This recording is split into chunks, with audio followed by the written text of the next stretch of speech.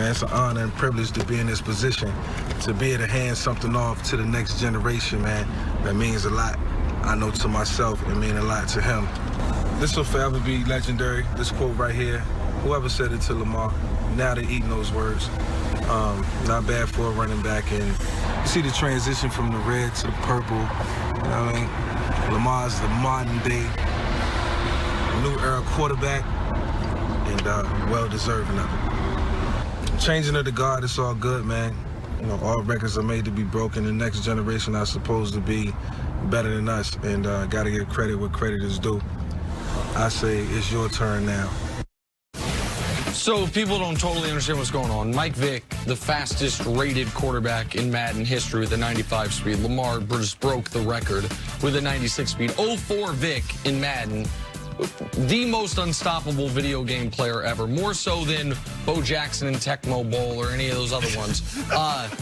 Once upon a time, I might have been a top 100 ranked Madden player in the world. But I don't understand. I thought really? Players. Yes. Top. You know, I've never played Once upon a time. What am I missing? Never played. Unnecessary. That's I thought impressive, it's the players though. get You were this. top 100? Yeah. Wow. At least in my own mind. Oh. I feel like I was. I'm not certain what the official world ranking said, but I feel like I should have been. Now I got 3 kids, I got a wife, I got a couple jobs, I don't get to play as much anymore. But if Lamar is at 96 overall speed, I still buy it every year. I want to try out a game with him. You ever played in television? In television? It used to be great. Nah, man. Go get it to a vintage store. You're aging yourself, bro. People don't know this. Chris Broussard just looks amazing. He old, y'all. Like, check. I'm 40-ish. 40-ish. 40-ish. He lied. He's old. That's a big ish. It's a big ish. Brought to you by the Unexpected Energy Effects on mobile.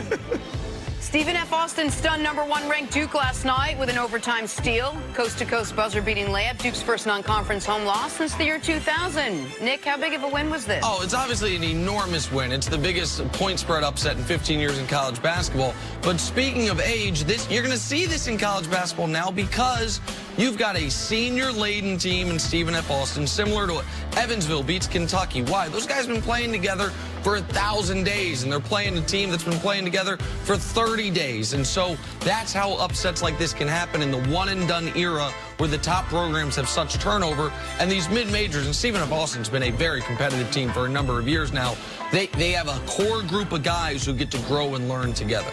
Great point, Nick. I totally agree. Look, Stephen F. Austin, 3 senior starters, 2 junior starters. Duke started 4 freshmen and 1 sophomore. But look, just like John Calipari when Kentucky got beat by Evansville a few weeks ago, Krzyzewski can use this. Inside, he should be smiling. Because now, all throughout the year, when you blue chippers, one-and-doners get cocky, and you won 10 straight, now you think you're world beaters, he can always point to Stephen F. Austin. Yeah. That's going to help. Listen, you mentioned Coach K. Can't get to the Final Four with Zion. Can't beat Stephen F. Austin. Maybe he's lost his touch. Who knows? That's what some people are saying. Little subtle, I'm just kidding. I got nothing against Coach K. I'm just kidding. Clippers took down the Mavs last night. The Claw and PG-13 combining for 54 points. They've won 6 in a row and are now 4-0 when their 2 stars are on the court together. Nick, are the Clippers the biggest threat to the Lakers to win the title this year? Nah.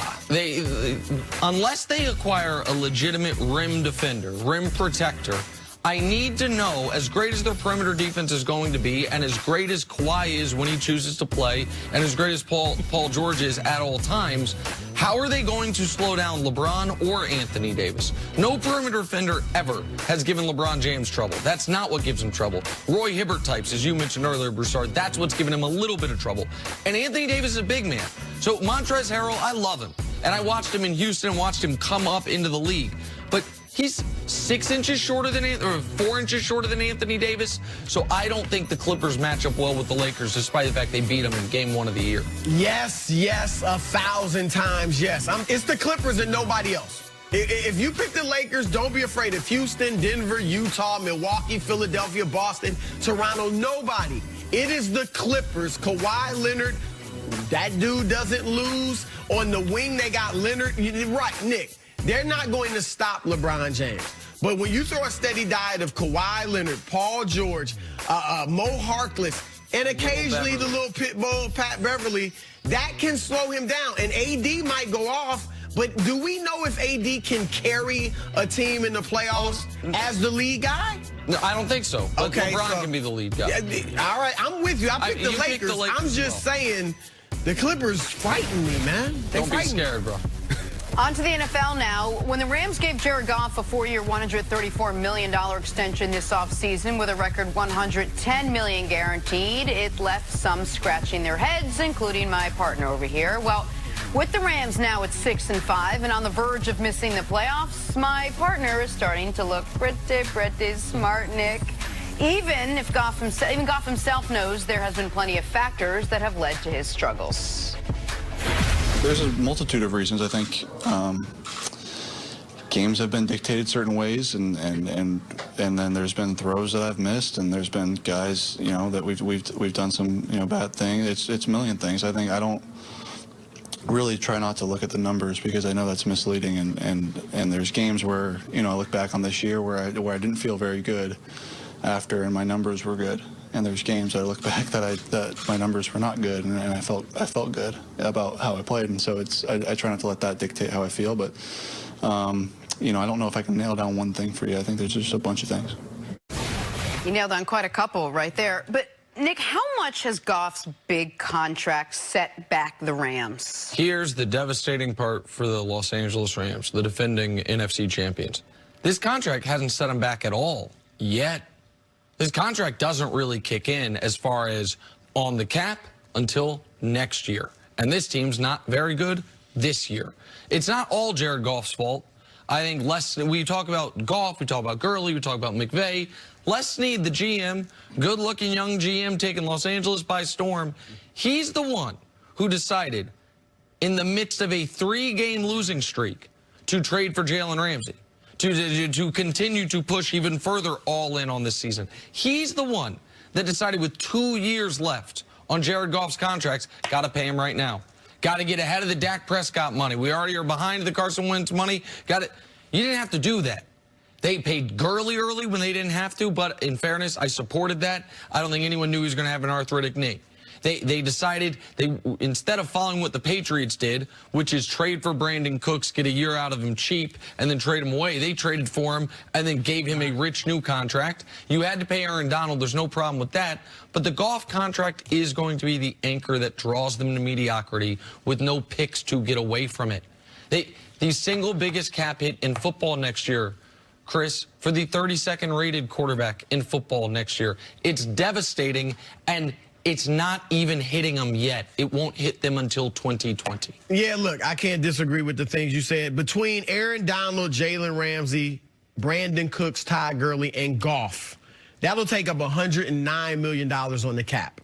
All right, so they 55% of the cap. Right. I mean, it doesn't look bright going forward. However, I am not all off of Jared Goff. I know he's been bad this year, but there are reasons. One, the offensive line has not been what it was in the past, okay? Two, Todd Gurley's demise. I mean, I always thought Gurley was the engine that made that team go. Obviously, he was a great running back. He was great in the passing game, but he set up the play action. And that's what McVay's offense thrived on with Jared Goff. Now, I'm looking at Sean McVay, because this is your team, all right? And I don't think Goff, while he's not worth the money he got, I do think he's a quarterback you can win with. Sean McVay was undressed by Bill Belichick in the Super Bowl. Now, everybody's taking a page from that book, and his offense isn't that innovative and successful anymore. It's up to McVay, just like when he went in there for Jeff Fisher, and he created something that made Goff special. He's got to do it again. So now I want to see, is McVay really the golden boy? And if he is, I think this team, you get the offensive line together, I think they can still be a team that makes the playoffs in the future, here and there. They may not win a Super Bowl, but I don't think they fall completely off the map and are horrible. Here's what kills them. You look at that division next year, okay? You have Seattle, who's never bad. You have San Francisco, who is built to last if they just get average quarterback play. And Arizona, if you believe in Kyler Murray, they are only going to get better. They have the very real possibility of having the highest paid quarterback in football, who is the worst quarterback in his own division. And you mentioned McVay. Goff's first 27 games with McVay, they're 21-6. He has 55 touchdowns and 13 picks.